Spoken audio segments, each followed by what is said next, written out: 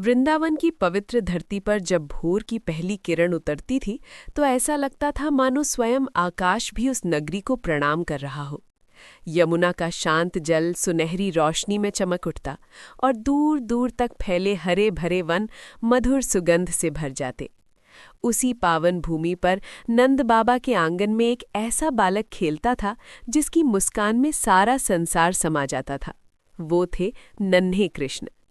नंद बाबा का घर उस समय गोकुल का सबसे आनंदमय स्थान था। माता यशोदा सुबह सुबह उठकर अपने लल्ला के लिए माखन मथती और उनके चेहरे पर ममता की अनोखी आभा झलकती।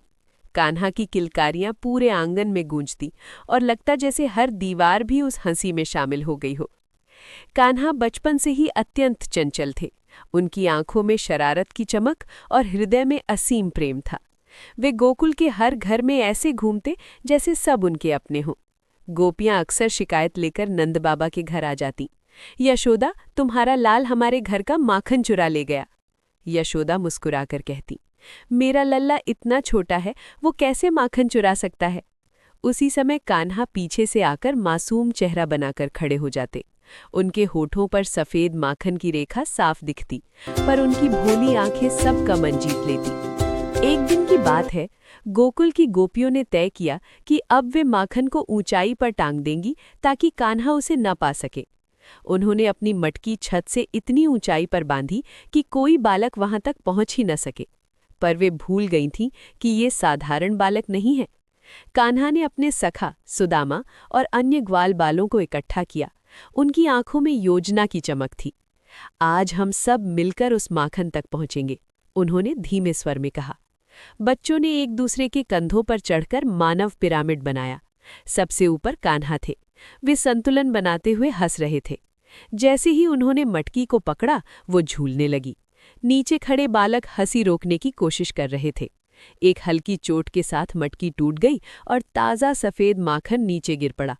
कान्हा ने पहले अपने सखाओं को खिलाया, फिर बाहर बैठे बंदरों को भी हिस्सा दिया। उनके लिए सब बराबर थे, मनुष्य हो या पशु। जब गोपियां आईं और टूटी मटकी देखी तो वे समझ गईं। वे शिकायत लेकर यशोदा के पास पहुंची।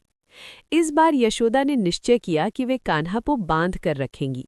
उन्होंने कान्हा को पकड़कर एक ओखली से बांधने का प्रयास किया, पर आश्चर्य, जितनी रस्सी लाती वो 2 अंगुल छोटी रह जाती। अंततः बहुत प्रयास के बाद वे उन्हें बांध सकीं। नन्हे कान्हा रोने लगे। उनकी आंखों से आंसू बहने लगे, पर उनके होठों पर हल्की मुस्कान अब भी थी। बंधे बंधे ही वे ओखली को घसीटते हुए आंगन से बाहर निकल गए। वहां 2 विशाल वृक्ष खड़े थे। जैसे ही वे उनके बीच से गुजरे, ओखली अटक गई। एक जोरदार ध्वनि हुई और दोनों वृक्ष धराशाही हो गए। वृक्षों से दिव्य प्रकाश निकला। गोकुलवासी स्तब्ध रह गए। सबने देखा नन्हे बालक में कोई अलौकिक शक्ति है। एक और घटना ने पूरे गोकुल को चकित कर दिया। एक दिन कान्हा मिट्टी खा रहे थे। किसी बालक ने जाकर यशोदा से शिकायत कर दी, मैया, कान्हा मिट्टी खा रहे हैं। यशोदा क्रोधित हो उठी। उन्होंने कान्हा को बुलाया। तूने मिट्टी खाई? कान्हा ने सिर हिलाया। नहीं मैया। तो मुंह खोल। जैसे ही कान्हा ने अपना छोटा सा मुंह खोला, यशोदा ने जो देखा वो शब्दों से परे था।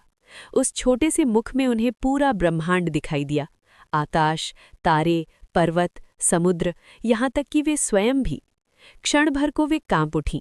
ये उनका वही नन्हा लल्ला था, पर उसमें अनंत संसार समाया था।